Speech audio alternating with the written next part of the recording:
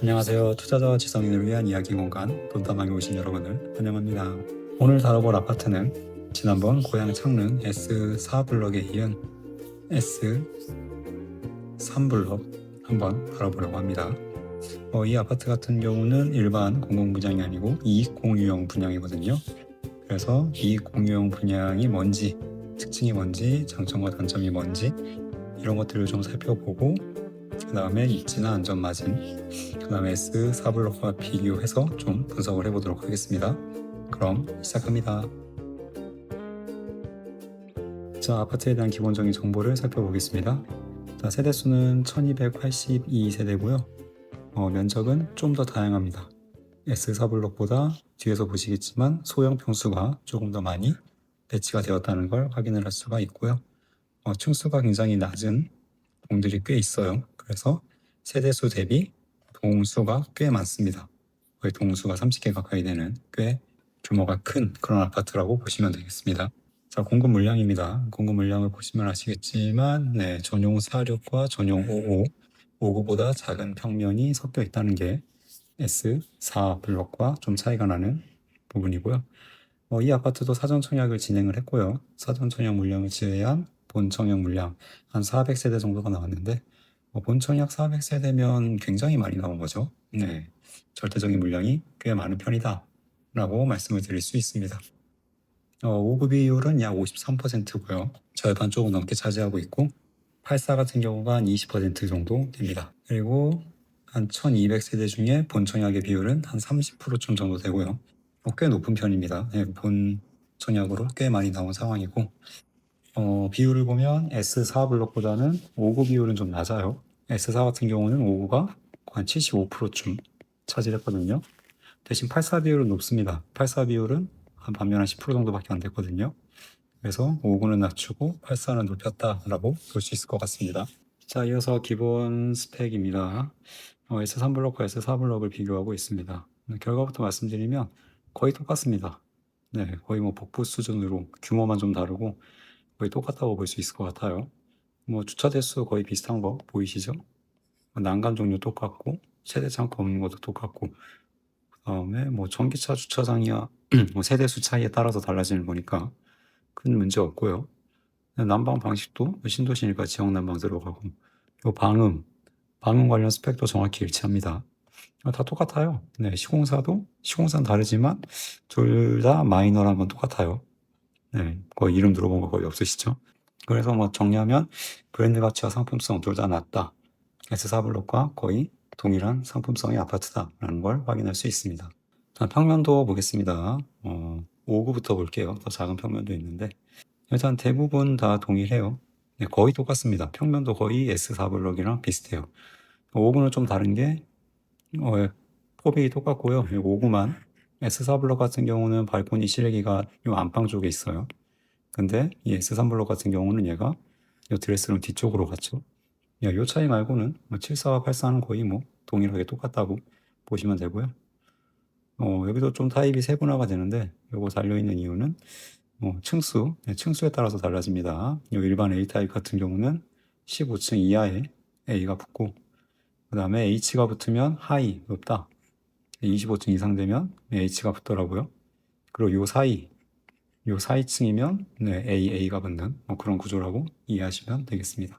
이게 보니까 고층으로 지으려면 이게 벽 두께가 좀 더 두꺼워야 되잖아요. 하중을 지탱을 해야 되니까. 그런 과정에서 면적이 조금 줄어드나 봐요. 벽의 두께가 두꺼워지면서 이 면적이 좀 줄기 때문에 그런 것 때문에 이렇게 좀 세분화를 시켜놓은 것 같습니다. 자, S3블록 2020 분양 아파트 살펴보고 있고요. 자, 적용 규제 한번 보도록 하겠습니다. 이거 같은 경우 우선 공급 비율 S4블록과 동일합니다. 고양시에 우선적으로 30%를 주고 그 다음에 경기도, 수도권 이런 식으로 배정을 하고요. 여기서 주목해서 보셔야 될 건 거주 의무 기간입니다. S3블록 같은 경우는 거주 의무가 5년이에요. S4블록은 참고로 3년이었습니다. 2년 더 길죠. 그리고 여기 하나 빠진 게 있는데 전매 제한 내용이 없죠. 전매 제한이 빠진 건 이 아파트는 전매가 아예 불가능합니다. 이 S3블록 2020 같은 경우는 전매란 개념이 없어요. 아예 불가능해요. 뭐 누구한테 판다, 뭐 명의를 넘긴다. 이게 애초에 불가능한 주택입니다. 예, 왜 그런지는 뒤에서 좀 더 자세히 설명을 드리도록 하겠습니다. 자, 이익공유형 분양 바로 말씀드리도록 할게요. 자, 정의는 이렇게 나와 있습니다. 자, 주택을 처분하는 경우 판다는 거죠. 네, LH가 판매한다. 그러니까 팔 때 무조건 누구한테 팔아라? 네, LH한테만 팔아라. 다른 사람한테 못 판다 라는 겁니다. 그리고 팔 때도 조건이 있죠. 처분 손익을 공유한다.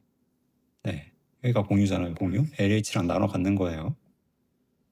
과거에 어떤 개념이냐면 옛날 이전 정부 때 뉴홈이라고 하죠. 공공분양의 새로운 브랜드 뉴홈이라고 이름을 붙이고 나눔형이라고 홍보했던 그 주택이 이익공유형 분양주택으로 이름을 바꿨습니다. 이 뉴홈의 개념은 지금 보니까 완전히 사라진 것 같아요. 이 홈페이지 자체가 날라갔어요. 네, 홈페이지 자체가 지금은 접속이 안 됩니다. 정말 현 정부에서 이전 정부의 흔적을 지우는데 정말 진심이다라는 게 느껴질 정도입니다. 자, 그래서 공고문을 보면 네, 거주 의무 기간 5년입니다. 5년 이후에 LH에 팔아야죠. 자, 비율을 보면 70%입니다. 70% 내가 갖는 거예요. 수분양자에게 귀속되고 나머지 30%는 LH가 갖는 거죠. 나눠 먹는 겁니다. 7대 3으로. 그리고 5년 이후에 팔아야 나눠 먹는 거지 5년 이내에 판다. 그러면 이자밖에 안 줘요. 이자.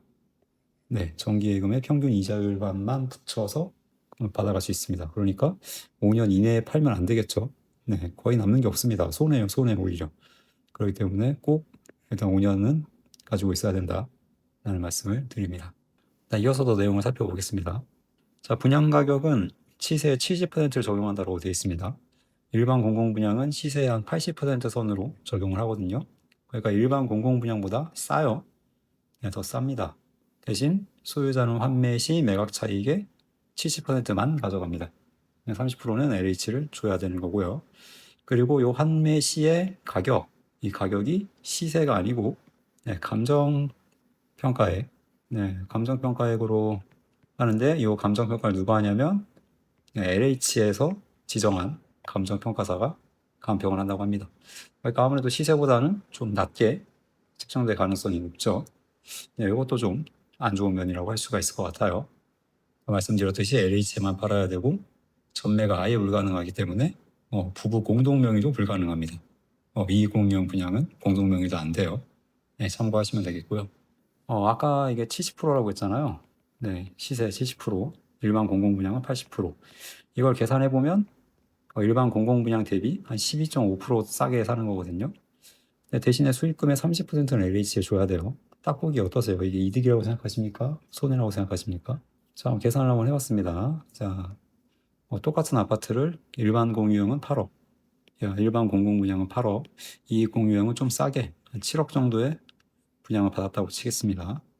이럴 경우에 매도 가격에 따라서 수익이 어떻게 되는가 비교를 해본 표인데 한 10억까지 한 3억 오른 정도죠. 네, 여기까지는 그래도 이익공유형 분양주택의 수익이 좀 더 좋아요. 네, 이 이상을 넘어가면서부터는 계속 이제 일반 분양의 수익이 더 높다는 거죠. 이 말을 정리하면 적게 오를 경우, 많이 오르지 않았을 경우에는 유리해요. 오히려 이익공유형 분양이 유리하지만 이게 상방이 완전히 열려 있는 거잖아요. 그러니까 이게 12억이 될 수도 있고 15억이 될 수도 있고 그런 건데 이렇게 오르면 오를수록 이익공유형 분양 입장에서는 더 손해라는 거죠. 왜냐하면 떼줘야 되는 비율은 30%로 고정이 되어 있기 때문에 더 많이 줄 수밖에 없다는 겁니다. 장기적으로 봤을 때 그렇게 좋은 구조는 아니다. 수분양자 입장에서 유리한 구조는 아니다라는 걸 알 수가 있습니다. 자, 그리고 최근 이익공유형 분양에 대해서 이슈가 되고 있는 내용이 있어서 소개를 드립니다. 이게 대출 관련 내용인데요. 원래 이게 이전 정부에서 처음에 출시했을 때 이 나눔형, 그러니까 이익공유형 분양에 대해서 전용 주택담보 대출 상품, 전용 모기지를 출시를 하겠다라고 사전 청약 공고문에 안내가 되어 있었습니다. 네, 최장 40년, 기간도 길죠. 금리도 고정금리 최대 3%, 굉장히 매력적이죠. LTV도 80%까지 지원을 해준다고 했습니다. 네, 근데 이 내용이 이제 이익공유형으로 바뀌면서 이번에 본청약 공고문에 뭐라고 바뀌었냐? 요 내용이 아예 사라졌어요. 이 전용 모기지가 아예 사라지고 그냥 디딤돌 대출 여건되면 받으시라 라는 걸로 대체가 됐습니다. 그러니까 이게 기간도 손해, 대출 한도도 제한, LTV도 손해, 심지어 디딤돌은 조건도 이게 높잖아요. 주택 가격도 6억 이하여야 되고 소득 기준 이런 것도 만족을 해야 되고, 그러니까 이제 돈 나올 데가 없는 사람들이 생긴 거죠. 모기지만 믿고 있었는데. 신혼희망타운 같은 경우는 전용 모기지가 있잖아요. 네, 고정금리 1.3% 이런 걸 기대했는데 완전 사라지고 그냥 디딤돌 받으세요. 뭐 안 되면 어쩔 수 없고요. 이런 식으로 나오니까 이 사전청약 당첨자분들은 굉장히 화가 나시는 거죠. 네, 이거 뭐 정부의 약속을 어긴 거잖아요. 원래 계획대로 안 하는 거죠. 그래서 이게 굉장히 논란 중이다. 시위도 하고 그러시는 것 같아요.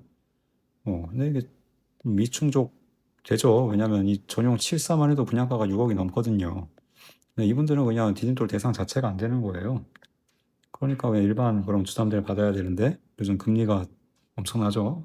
4% 중반 이상은 줘야 되는데 너무 갭이 크잖아요. 네. 그러니까 좀 답답해하신 분들이 많은 것 같고, 제 개인적인 의견으로는 이 정도는 약속을 지켜줘야 되지 않나 싶어요. 4년 동안 이거 메워가지고 계속 무주택자 기다린 것도 보통 일이 아닌데 이 4년 동안 집값이 얼마나 올랐습니까? 네, 이런 거 감안하면 조금 정책적인 배려가 필요하지 않나라는 게 제 개인적인 생각입니다.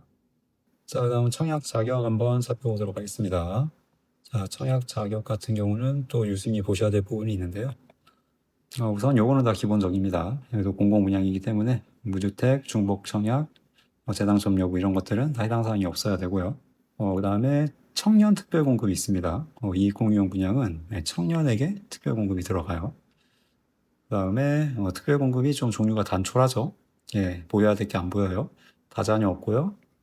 그다음에 노부모부양 없고 기관 추천 없습니다.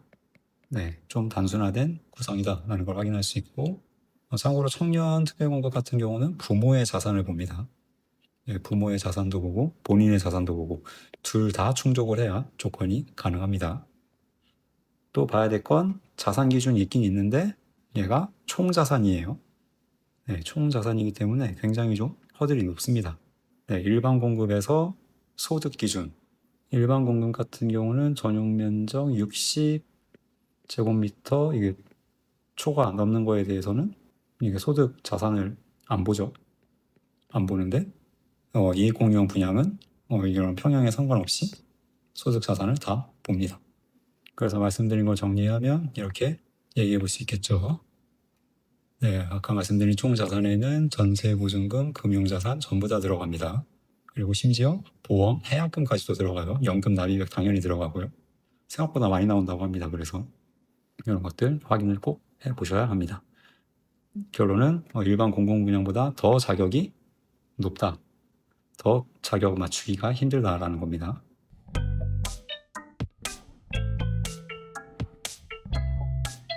자, S3블럭 입지의 특징을 한번 살펴보겠습니다. 이거는 사실 별로 다룰 게 없는 게 지난번에 다뤄드렸던 S4블럭이랑 대동소이합니다. 다를 게 없어요. 네, 왜냐면 바로 옆에 있는 아파트이기 때문에 네, 이런 특징을 공유하고 있습니다. 이거는 짧게 넘어갈게요. 네, 여기죠. S4블럭은 여기입니다. 그냥 바로 길 하나 건너편이어가지고요. 차이가 날 게 크게 없어요. 중요한 건 역까지 거리가 멀어진다는 거죠. 네, S3블럭. S4블럭 같은 경우는 거의 초역세권이라면 S3블럭은 걸어서 가까운 동은 한 10분, 먼 동은 한 15분은 걸어가야 갈 수 있는 거리라는 겁니다. 이케아, 롯데아울렛, 도버커닝거는 뭐 마찬가지고요. 네, 원흥지구 인프라 조금 멀지만 S4블럭에 비해 조금 멀지만 공유가 안 되는 수준은 아니고 유치원 초등학교 가깝다고 말씀드렸죠. S3블럭, S4블럭 모두 초품화 아파트입니다. 중고등학교는 조금 멀다. 중심부에 있다는 것도 지난번에 설명을 드렸습니다. 자, S3블럭의 동 배치도 한번 보면서 말씀을 나눠보도록 하겠습니다. 아까 말씀드린 대로 역, 이케아, 아울렛, 원흥지구 모두 전부 다 한 블럭 더 멉니다. 전체적으로 S4와 비슷하지만 확실하게 열이입니다. 모든 게 멀어요. 그렇기 때문에 좀 더 쌀 수밖에 없습니다. 그리고 또 특징이 4개 중 요 4면 중에 2면, 요 면이랑 요 면은 방음벽들이 둘러싸고 있죠. 요 왼쪽 도로는 서울 문산 고속도로, 여기는 주요 대로, 이렇기 때문에 방음벽 감싸고 있고요. 이런 좀 완충 녹지가 있다고 하더라도 이게 방음벽이 18m짜리라는데 거의 한 5층 이상 높이 아닙니까? 그러니까 좀 저층 1세대 입장에서는 상당히 좀 마이너스, 미관상 마이너스가 될 수밖에 없다. 그 다음에 아무래도 뭐 방음벽이 있다고 해도 소음 같은 거에서 완전히 자유로울 수는 없으니까요. 조금 이런 디메리트가 있다라고 봐야 될 것 같습니다. S4 블록에서는 신경 쓰지 않아도 될 것들이 S3 블록에는 조금 마이너스 요소가 있다라는 거 말씀을 드리고, 또 동 배치도로 유불리를 좀 보면 요 앞동들 301, 뭐 303, 305 요런 동들은 학교도 가깝고 역도 비교적 가깝고 커뮤니티 시설도 가까워서 상당히 인기가 좋을 걸로 예상이 됩니다. 반면 요 보라색 74 타입들 같은 경우는 전부 단지 끝에 배치가 되어 있기 때문에 74 타입은 동의 위치로만 보면 별로 메리트가 없다라고 볼 수 있을 것 같아요. 그래서 앞쪽 동이 좀 좋다. 아니면 끝동 321, 22, 23 이 동들도 나쁘지 않네요. 자, 분양가를 보도록 하겠습니다. 자, 분양가는 이렇게 나왔는데요. 이건 평균이고 최고가만 보면 59A 같은 경우는 5억, 84A는 한 7억 좀 넘는 가격에 나온 걸 알 수가 있습니다. 발코니 확장 에어컨 비용 이렇게 나왔고요. 각각 59랑 84입니다. 실질적 분양가 두 개를 더해보면 59는 5억 초반, 84도 7억 초반 가격입니다. 네, S3블록 분양가를 S4블록과 비교를 해보면 여기 있는 게 S4블록의 분양가거든요. 한 79%, 81%, 그러니까 80% 전후라는 걸 알 수 있습니다. 예, 80% 전후인데 S4블록 분양가보다 한 18에서 20% 싼 게 적절한지 이제부터 한번 살펴보도록 하겠습니다. 자, 이 창릉 신도시에서 이제 본청약에 나선 아파트들의 현황과 이 분양가예요. 보시면 아시겠지만 가장 쌉니다. 예, 지금까지 나왔던 것 중에 가장 싼데 아까 말씀드렸듯이 쌀 수밖에 없죠. 얘는 시세 70%를 받고 분양을 하는 대신 30%를 토해내는 그런 구조니까요. 자, 두 아파트의 분양가 차이를 보겠습니다. 자, 84 기준으로 1억 6천만 원 차이예요. 입지가 S3블럭이 좀 떨어지긴 하지만 1억 6천만 원이 쌀 정도로 그렇게 입지가 후지진 않거든요. 그렇기 때문에 아까 한 80% 전후 정도의 가격이었는데 이게 시세로만 보면 시세로 보면 S4블록에 한 90%는 따라갈 수 있지 않나 라고 평가가 됩니다. 그렇게 된다면 여기 한 10% 정도의 차이가 있죠. 이 정도가 마진이라고 볼 수 있을 것 같아요. 그래서 현재 원흥지구의 대장 아파트 7단지가 한 10억 가까이 하니까 연식이 10년 이상 차이 나는 S4블록 못해도 한 11억 이상 간다고 가정을 하면 이 11억의 90% 못해도 한 10억 정도가 현재 가치이지 않나 라는 생각을 해보게 됩니다. 그래서 나머지 분양가 차액 3억 중에 70%인 한 2억 정도가 안전마진이라는 생각이 드네요. 자, S3블록 한번 예상 커트라인 한번 확인해 봅니다. 자, 이것도 S4블록에서 다뤘던 내용인데요. 크게 다르지 않습니다. 결과를 확인해 보면 창릉, S1, S5, 동탄 C27, 왕숙 2, A1, A3 이런 식으로 결과가 나왔고요. 과천 주암 C1 블록 이건 10억 안전마진 아파트였는데 이건 뭐 당연히 해당해서 끝나죠. 대부분 보면 해당 지역이 가장 낮고요. 경기, 그다음 수도권 이런 식으로 주로 배치가 되고 평수도 84, 84가 59보다 더 높습니다. 대부분 평균적으로 봤을 때는 59가 높은 경우도 있지만요. 그런 걸로 봤을 때 창릉 S4도 뭐 이 창릉 기존에 분양했던 것과 비슷하게 한 2천만 원, 한 중후반 정도 예상이 된다. 59는 조금 낮은 한 중후반, 84는 한 후반은 돼야 좀 당첨이 될 수 있을 것 같다라고 말씀을 드렸는데 S3블록 같은 경우는 S4블록보다 메리트가 좀 떨어지죠. 메리트가 떨어지기 때문에 이보다는 커트라인이 낮을 것 같다. 한 2천만 원 중반 정도 좀 나오지 않을까라고 예상을 해보지만 이건 말 그대로 예상일 뿐입니다. 이거는 진짜 열어봐야 알 수 있는 내용이라서요. 근데 확실한 건 S4블록보단 낮을 것이다. 그렇기 때문에 납입 금액이 좀 애매하다. 하지만 당첨은 꼭 필요한 상황이다. 그러면 S3블록도 나쁘지 않은 선택일 것 같다라는 생각을 해봅니다.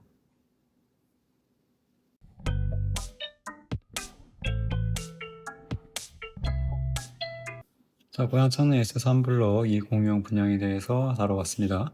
정리하고 마치도록 하겠습니다.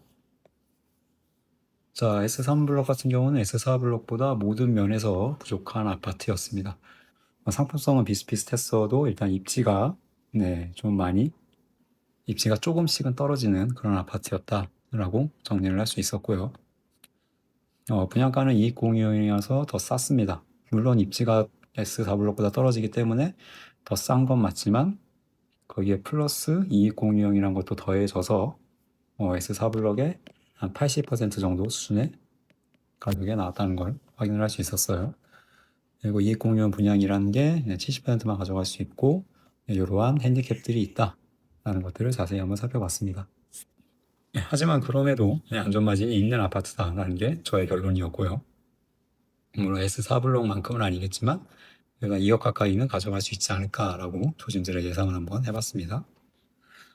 당첨 가점이나 청약통장 납입 금액이 좀 부족하다 좀 느끼시기에 S4블록에 될 만큼 2천만 원 후반까지는 안 나오는 것 같다. 하지만 청약 당첨은 필요하다라고 하신다면 좀 아쉽긴 하지만 그래도 S3블록이라도 도전을 해보시는 게 어떨까라는 생각이 듭니다. 네, 오늘의 돈다방 여기까지였습니다. 시청해주신 여러분 감사합니다.